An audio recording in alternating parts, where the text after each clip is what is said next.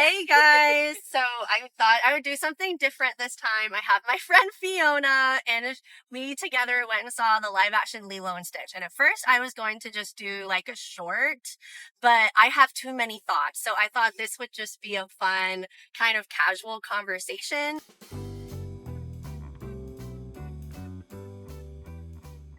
Anyway, with Fiona, she's like just a few years younger than me. I was telling her that the original Lilo and Stitch, the animated movie, came out in 2002. So I was like just getting out of second grade. So I was definitely the target audience of this movie. Although I liked it a lot as a kid, I can't say that I have a whole lot of nostalgia for it. I didn't watch it as much as other Disney films like Mulan or Aladdin or The Lion King and stuff like that, but it's still a super solid Disney movie. And Fiona mainly remembers the animated show, and she remembers the movie a little bit, but in terms of nostalgia and stuff for her, it doesn't stick out as much. So I wanted to get Fiona's thoughts as somebody that's kind of going in with maybe not being as much of a purist to the original Lilo and Stitch. Like, what are your out of theater thoughts of the live action Lilo and Stitch? I thought it was really good, actually. Yeah, I thought they did really well representing like the characters from what I remembered, which again, like, is very vague because I was really young. So I think I did see the movie, but I was so young, I don't really remember it right now. And you might have seen it like on VHS or something like that. But the show, I do remember seeing it on Disney Channel as well. So from that, like, I think they took it from like, they just had a really great representation of everyone from Hawaii.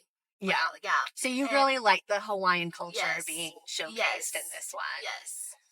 What are other aspects of it that you enjoyed? Like, were there certain like favorite parts or anything? Lilo was really great. Yes. The actress for Lilo, she did really good. Embodied Lilo. Like, she was so good. I thought the CGI or whatever for the aliens were actually not as like super CGI looking. Mm-hmm. Like, I was like, wait, this actually kind of looks realistic. Like, if an like an alien popped down, like, I could see it. So I liked that. I liked how they showed more of the like dynamic between like the sister struggling, like Nani like struggling, taking care of her little sister, and the struggles of that, like going to jobs and then like working really hard, like double shifts and all of that. Like, that is really realistic. And then Lilo is just like a 6-year-old where she's just like la-di-da, everything's like she's a handful. Yeah, she's a handful, but she's very spunky. Yeah, she's very funky. She doesn't like really fully understand like what's going on, other than like her sisters having to take care of her. Her parents are gone. I don't know. The whole movie was just like really great. It was a good family film. Yes. Yeah.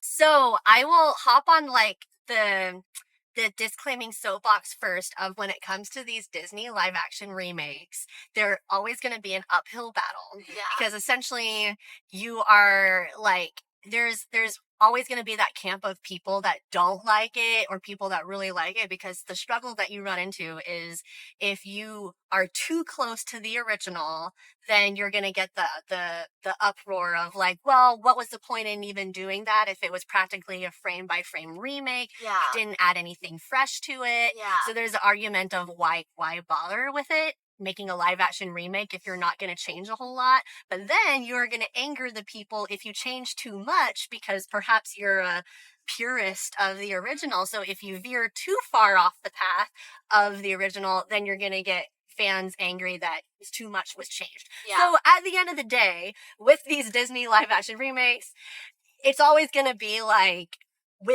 are these changes that you made gonna work or not? Yeah. So with that, I think that compared to some of these other Disney live action remakes, they were able to honor the original, but there are story beats that were changed, which I'll discuss like later on in this video when we get more into spoilers. But in this section, I didn't want to like spoil it too much. This isn't like a huge spoiler like with the film, but for example, the character of Cobra Bubbles in the original animated film, he's both a social worker but also an ex-CIA agent.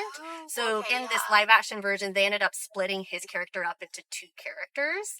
So we have like a separate woman that's a social worker, and then we have Cobra Bubbles that's more exclusively like a CIA Men in Black type agent or something. So there's like things that they changed, I think, to make the story serve more well in live action.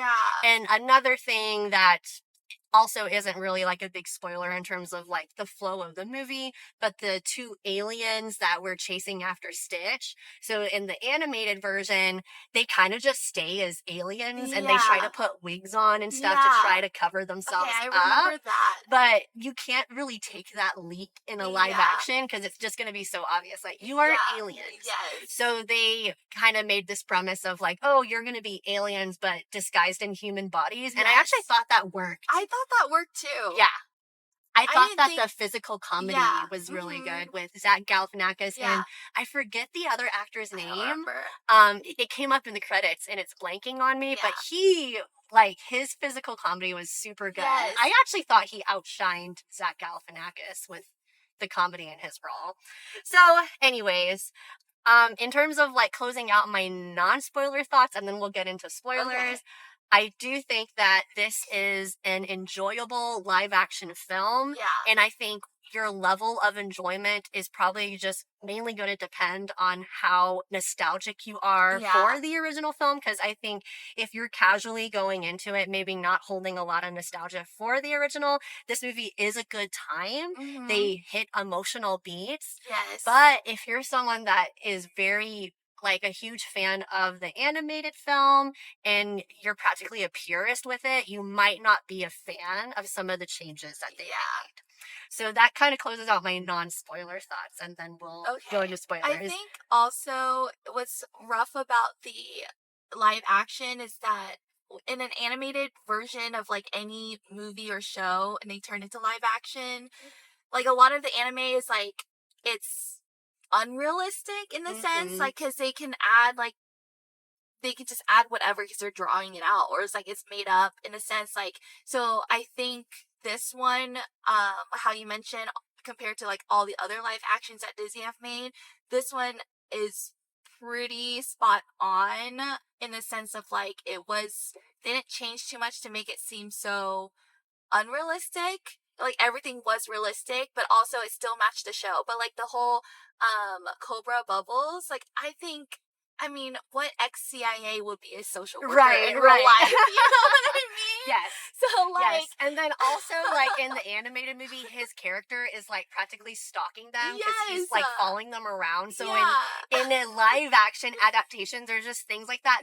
wouldn't totally work. That would be like, you would be like sued. I don't know. I thought this one was good because it's taking this source material and honoring it, but recognizing like there's some things that play out in the animated film that you can take the leap for, that you can like forgive the rationale because it's an animated fantasy. But when you try to play it out in the real world, you have to just kind of make it a bit more grounded. So now, going into spoilers, I think overall, this movie did well adapting the story, but there are changes, and I thought that there were some good emotional beats, but I personally wish that some emotional beats they had kept a bit more from the original. So, in case, like, I'll kind of recap because you may not remember, but in the original animated film, Nani is the one that takes Lilo to get a dog. at the shelter because Lilo is wishing on a star, like, oh, I just want a friend. And Nani's trying to be a good sister and takes her to the shelter. And then Lilo picks Stitch, and Nani's like, are you sure you want that dog? And all that. And they didn't incorporate that in this movie. They kind of had it play out to where it was never Nani's idea to begin with. And there is a payoff for it at the end, because in the end, Nani kind of sacrifices her own selfish intentions to like go back and rescue Stitch.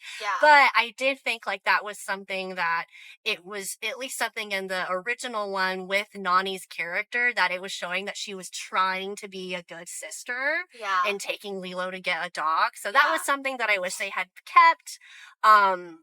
Another line, it's super subtle, it's super like, it's just a short thing, but the like surfer guy that ends up being Nani's boyfriend, there's that line in the live action where he says, I really thought that they were going to make it. It's kind of like after everything has hit the fan and now it looks like Nani may lose the guardianship of Lilo. But in the animated film, he has the extra line of, and then you came along. And I just think like that, that like emotional punch just hurts a little bit more, because he didn't say it in this one. And I think that's kind of like a little gut punch thing of Stitch realizing like, oh man, like I really messed things up. So I wish, it's one little subtle thing, but the devil's in the details. Like, wish that they had kept that in there. And another big thing that I think that they should have kept if they were able to incorporate it is, if you remember in the original one, there's kind of a bit of a moment with Lilo having this book with the ugly duckling. And how there's like a family, and then she's saying, oh, the ugly duckling isn't accepted, but it found its family, and they don't have it in this one. And I wish that they had found a way to incorporate that, because I really feel that kind of ties together the whole found family emotional beat, because in the animated film, like, Stitch runs away with that book. I remember that. Yeah, and then he's like, I forget, he's in the rain. And then the aliens find him and they're like, what are you doing here? Like, you don't even belong here. And then he opens the book and he's like, but that's my family. And so, in realizing that he's the ugly duckling, you know, and wanting to be accepted. And that's what makes this story cute, because Lilo and Stitch are both kind of these outcast characters that have found each other. And that's really sweet. But then another like subtle thing that they also just approached it a bit different in this live action was, in the animated film, Lilo says, so she for one sleeps with the photo of her parents underneath the pillow. And then Stitch finds it. He's about to rip it up. She's like, no, like, you can touch anything, but you can't touch that. And she shows, like, I don't even recall, maybe she does. I don't even think she uses the word parents. Like, but you see on the pictures and you assume those are her parents because they're not present. And she says, like, they, like, it was raining and they went on a drive. And then that's it. You already make the assumption of what happened. And then she points out to Stitch, and then she says something to the effect of, I know that you lost your parents too, and that's why you're so destructive, and that's why you're so bad. Because she's kind of like self-reflecting of like, I don't have parents and I'm destructive and I behave badly. And she already knows that Stitch doesn't have a family, and that's why he acts out. And she calls him out on it. Like, I know that's why you behave that way. Where in this movie, she asks him the question like, oh, do you not have parents? Is that why you're bad? But she asks it instead of just pointing out like a statement. This is why you behave this way. So anyways, those are like some small emotional beats that I thought I preferred in the original. But they did make some good live action adaptation changes in this one. And there's a scene where like Stitch really sacrifices himself for Lilo that wasn't really in the original, at least not as hard. So anyways, I thought that the changes that they made were not like explicitly just horrible, like Yeah. some people Yeah. are saying. Yeah. What are your thoughts about how, and you had talked about this a little bit coming out of the theater about Nani going off to college Oh, instead of, that one. yeah. Because like in the animated, she stayed, right? Yeah. Yeah, she stayed. Yeah. So I feel like because they were trying to be as realistic as possible, where again, like in an animated movie, that's like a happy ending, right? That everyone like wants of like her sister staying, taking care of Lilo. Like it's like fantasy world and an animation world. Like you can just make any ending like, that you would like, and you choose happy, of course. But in real real life, I thought that was realistic. I know that's not everyone's favorite like part is what I've heard, that no one's not, or sorry, not everyone's really liking that ending about Nani going off to college. But you have to remember that in real life, like if you do have a sister, an older sister taking care of her younger sister, she has dreams too. She's also going through a hard life of like not having her parents here. Like she's also grieving while also having to put a pause on her grieving to take care of her little sister, that her little sister is again also grieving. And like they're both like children in a sense, or like young minded, because like what, Nani's like 18 going off to college. Now, what are Yeah. your thoughts? I I thought this was a good way to approach it. At first I had mixed feelings about how it was going to play out, Yeah.